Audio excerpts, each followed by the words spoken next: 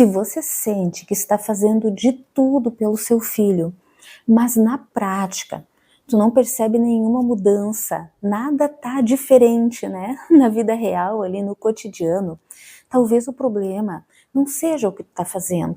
Talvez o problema seja a falta de direcionamento, ou talvez até o como que tu está fazendo. E é exatamente sobre isso que a gente vai conversar hoje.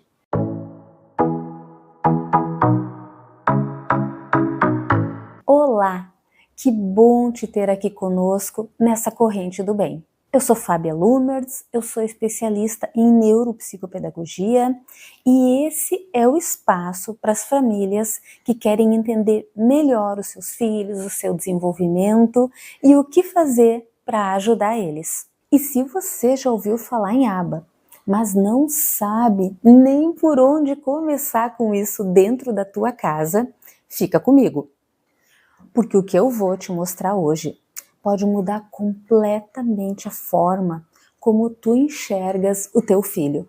Porque o que eu vou te mostrar hoje pode mudar completamente a forma como tu enxerga os comportamentos do teu filho. E pra gente começar do jeito certo, eu vou te falar uma coisa que talvez tu ainda não tenhas escutado. Muitas famílias chegam até mim cansadas, tristes, sem saber mais o que fazer para ajudar seu filhinho. Porque tentaram de tudo, gente. Tentaram atividades, tentaram vídeos, né? Compraram pacotes lá com atividades específicas. E mesmo assim, o comportamento da criança continua muito desafiador no dia a dia. E isso, gente, isso não acontece por falta de esforço ou de empenho da família, não. No geral, são famílias dedicadíssimas, né? Isso acontece comumente, tá? Por falta de um direcionamento, por falta de um entendimento mais amplo sobre a individualidade da criança. Porque cada criança, ela é única. Ela vai ter um perfil de desenvolvimento que é só dela. Então, isso é o primeiro ponto, assim, né? Isso tem que ser entendido, para daí a gente ter direcionamento. E sem entender isso, gente, tudo vai virar tentativa e erro. E quando tudo vira tentativa e erro, o que a gente vai ter? A próxima frustração, infelizmente, né? A aba, gente, ela não prevê o desenvolvimento de atividades estratosféricas, dificílimas, complexas. Não. O primeiro ponto da aba é justamente esse, é observar um olhar direcionado sobre o comportamento da nossa criança. Então, é específico. A gente vai observar o comportamento individual da nossa criança nos mais variados ambientes em que ela frequenta, em casa, na escola, enfim, né? A gente sempre inicia, então, com a observação. E aí, gente, dentro dessa observação individual do comportamento, que a gente vai observar muito atentamente. E por isso também a gente vai falar depois de fazer alguns registros, tá? Porque o que acontece? A gente observa o comportamento e a gente observa o que aconteceu antes, né? Então, o antecessor, o que aconteceu antes daquele comportamento? Pensando em comportamentos desafiadores, especialmente, né? E o depois do comportamento. O que aconteceu depois? Né? Ela ganhou o que ela queria, ela teve uma recompensa, né? Tudo isso, então, precisa ser observado de uma forma muito objetiva. E aí, gente, nessa esteira, então, de observações, né? Temos que nos observar a nós, né? Enquanto pais daí, ou enquanto professor, enquanto profissional que está ali com a criança, né? Como foi a nossa reação, né? O que a gente fez a partir desse comportamento? Porque muitas vezes, gente, nós estamos reforçando justamente um comportamento que a gente quer conscientemente diminuir. Só que na hora ali que o problema acontece, que aquele comportamento desafiador acontece, a gente, obviamente, né, que bem intencionados, porque a gente quer cessar o comportamento, mas a gente acaba fazendo uma ação que reforça o comportamento, gente. Eu vou dar um exemplo, tá? Um exemplo clássico que acontece na maioria dos lares de famílias com TEA, né? Um exemplo, assim, olha, gente, não é 100%, tá? Mas assim, ó, não, é quase impossível não ter acontecido ainda em uma família que tenha, então, um filho e uma filha com autismo, né? Que são os gritos, especialmente crianças não oralizadas, né, gente? Ou que oralizam, mas que não usam de forma comunicativa a fala, enfim, né? Quem convive com pessoas com autismo sabe muito bem do que eu tô falando, né? Então, o que que acontece? Às vezes a criança vai gritar, ela vai dar um grito quando ela precisa de alguma coisa. E qual é a primeira, depois que a família já entendeu, né? Porque ao longo do tempo as famílias vão entendendo o que o filho está querendo, né, gente? Isso aí é natural, é automático, isso é amor de pai, amor de mãe, de irmão. A gente quer que cesse o sofrimento, né? E aquela criança está gritando. E aí, ela está gritando, a gente se dá conta do que ela quer e a gente alcança. O que a gente está dizendo para ela? Que gritar funciona, que gritar está comunicando. Cada vez que ela se der conta que ela precisa de alguma coisa, ela vai gritar.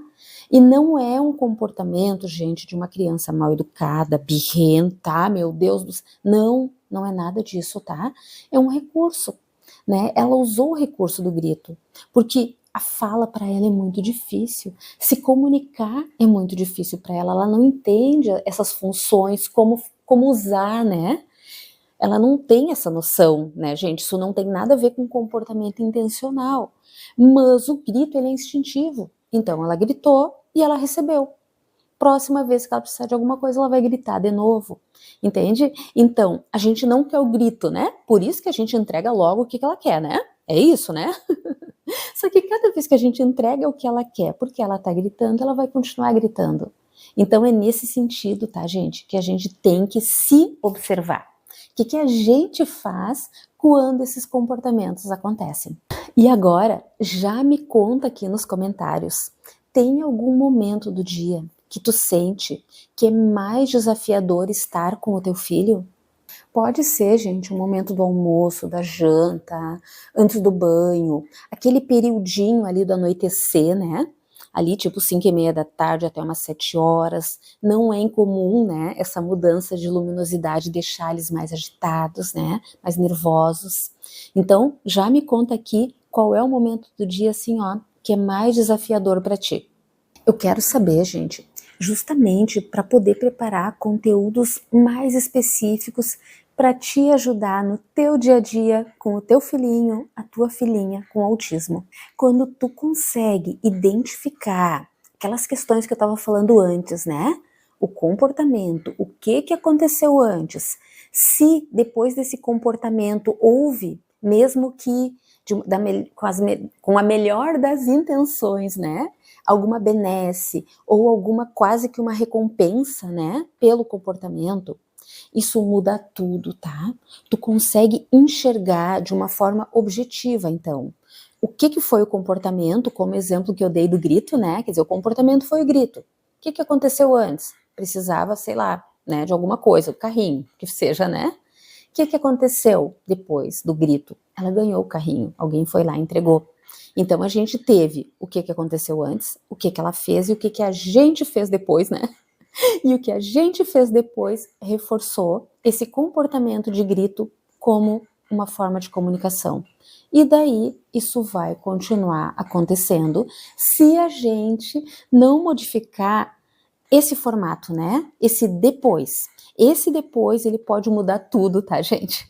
Pensando nesse comportamento do grito, né? E em vários outros, claro. Quando a gente consegue identificar esses momentos de dificuldade com mais clareza, a gente consegue modificar o futuro, né, gente? As próximas interações, né? E como a gente vai agir nesses momentos difíceis daqui para frente. Eu já recebi, gente, no meu consultório, ao longo dos anos, assim, né, muitas famílias tristes, cansadas, sem norte, assim, sobre o que fazer, então, nesses momentos com a sua criança. Porque muitas vezes esses momentos difíceis, esses comportamentos mais desafiadores acabavam, enfim, né, escalonando e virando uma crise de difícil controle, uma crise longa, né? Então, assim, ó, prejuízo para todo mundo, né? Prejuízo para nossa criança que estava em sofrimento, para a família que também sofre, o ambiente fica desarmônico, né? Então, assim, é uma coisa que a gente precisa pensar em como contornar, para que não escalone dessa forma, né?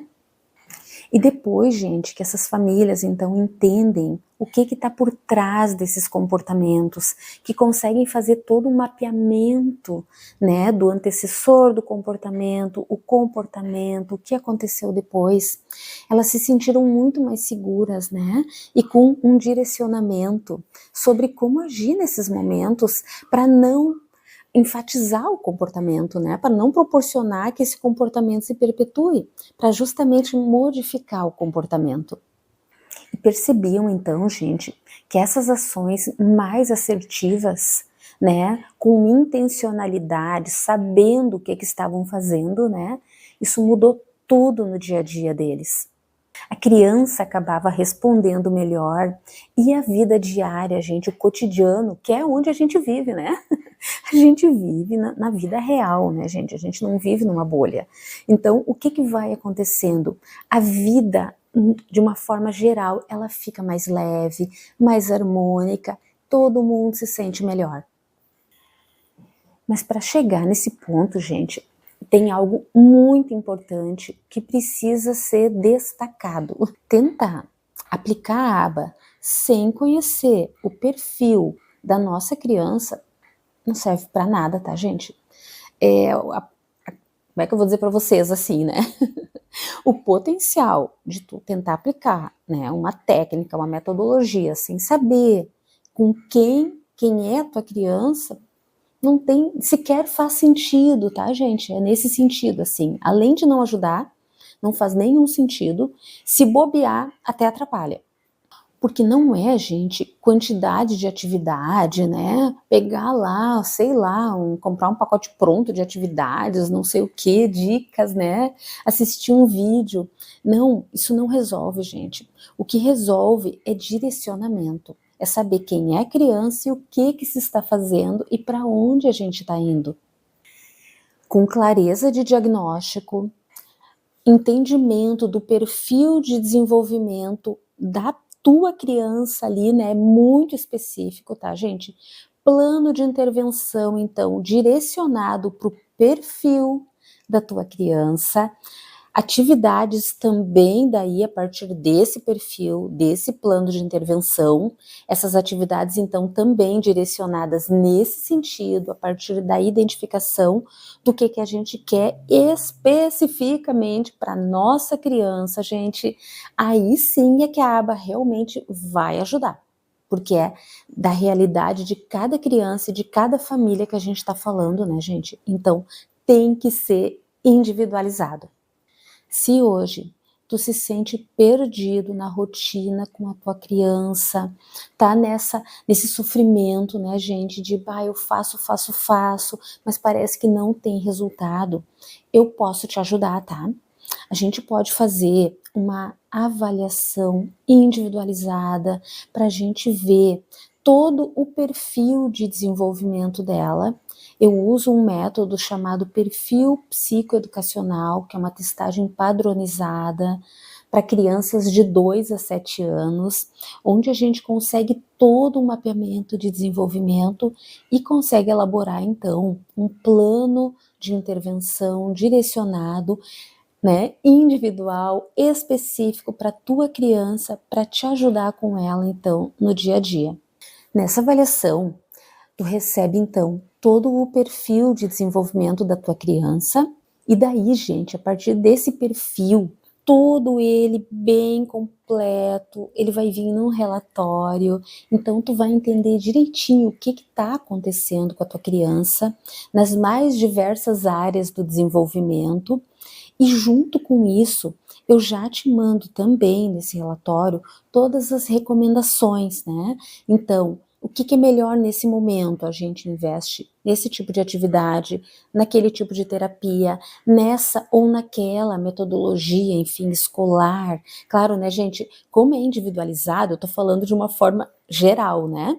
Mas é totalmente individualizado. Então, se é uma criança de educação infantil, se é uma criança que está no fundamental, né? Se é uma criança, sei lá, de 3 aninhos, né, gente, não oralizada, se é uma criança que é oralizada, quer dizer, cada criança é uma, né? Mas a avaliação, ela consegue, então, abranger um perfil de desenvolvimento individualizado, né? E junto com isso, como eu estava dizendo, né, vai vir então todas as instruções, as recomendações, né, do que fazer naquele momento ali do desenvolvimento da nossa criança, para que ela tenha seu desenvolvimento potencializado. Nesse relatório também vão vir então, né, orientações práticas também para o dia a dia, gente, tá? Né? E a devolutiva é pessoalmente comigo, né? Online, claro, né? Mas é pessoalmente, então eu vou, né, te explicar tudo direitinho, vou dar então sugestões, né, pro dia a dia, né, como fazer com que fique mais harmônico, né, o desenvolvimento da tua criança fique melhor, a vida flua com mais leveza, que é o que a gente quer. Eu vou deixar, gente, todos os detalhes da avaliação aqui na descrição do vídeo. E enquanto você ainda não deu esse passo em busca da avaliação, tem algo muito simples que você já pode estar fazendo hoje. Escolhe um comportamento do teu filho que tu percebe como difícil. Só um, tá, gente? Um único comportamento. O que a gente vai fazer? Começa a observar quando ele ocorre, né? Que momento do dia?